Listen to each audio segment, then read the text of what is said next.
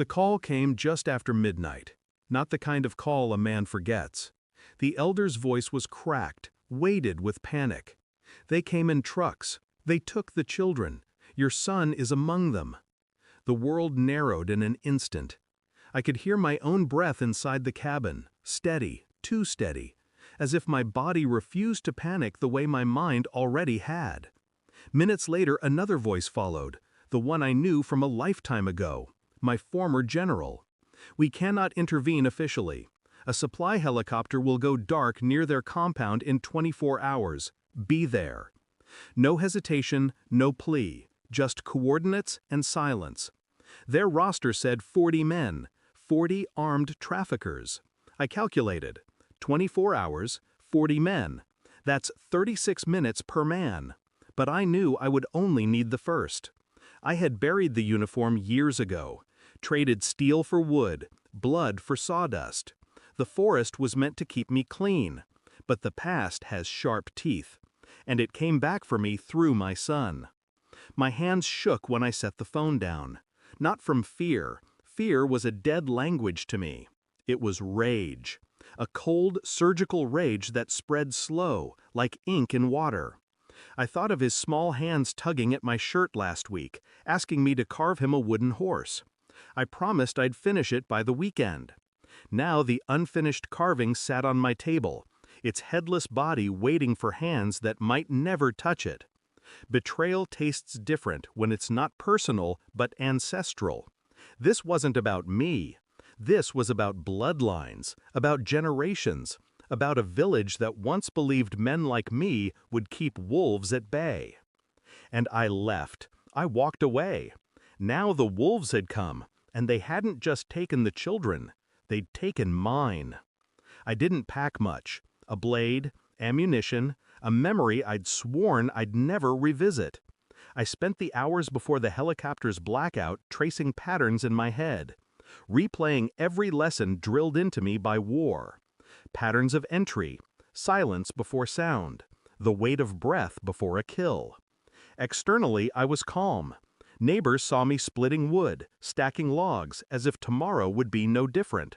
But inside, I was dismantling the world brick by brick, aligning the pieces into something lethal. I mapped them. 40 men, guards, cooks, drivers, soldiers pretending to be gods. They thought their compound walls made them safe.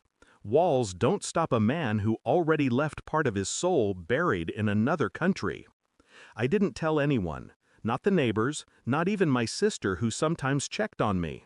I couldn't let words weaken resolve. I trained my mind the way I once trained my body, by breaking it down until only instinct remained. And underneath the layers of wood smoke and civilian quiet, the commander in me rose again. The helicopter descended like a shadow into the tree line. No insignia, no light, just an open door and a silent nod. Inside, a crate, weapons I hadn't touched in years but knew like my own skin. I opened the folder they'd left for me, intel on the compound, satellite photos, routines, shifts. There it was, proof. My son's face, grainy, caught on a hidden lens, alive. Alive but caged. The rage inside me stilled. It didn't burn. It froze, crystallized, until it was sharper than any blade. I closed the folder and strapped on the vest. A man isn't ready for war until he accepts he might never walk away. I accepted that before the blades even lifted us off the ground. The compound was awake with noise when I arrived. Drunken laughter, music leaking into the night. I moved like I used to, low, patient, inevitable. One by one, their voices silenced. A choke here, a knife there. Guns only when necessary. 40 men. Time didn't matter anymore. Each one fell in the space of a breath. The last man was the one who mattered. Their leader. The one who thought he could own what wasn't his. I cornered him in the main room. His hands shook on the rifle he barely raised.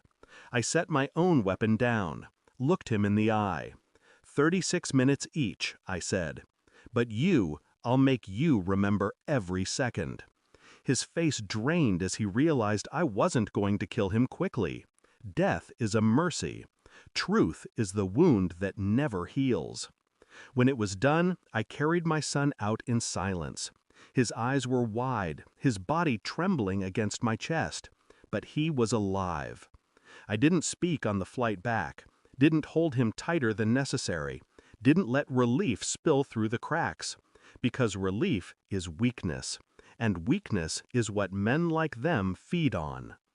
I'd burned through my past to build this quiet life, but tonight proved the fire was still there, waiting. I wasn't a lumberjack, not really, not anymore. I was what I had always been, and now my son would know it too. The forest gave me peace, but the blood reminded me peace was only ever borrowed, and men like me are always forced to pay it back. Thanks for watching. Don't forget to like, share, and comment. Subscribe now to Cheating Stories Insight World for more amazing stories.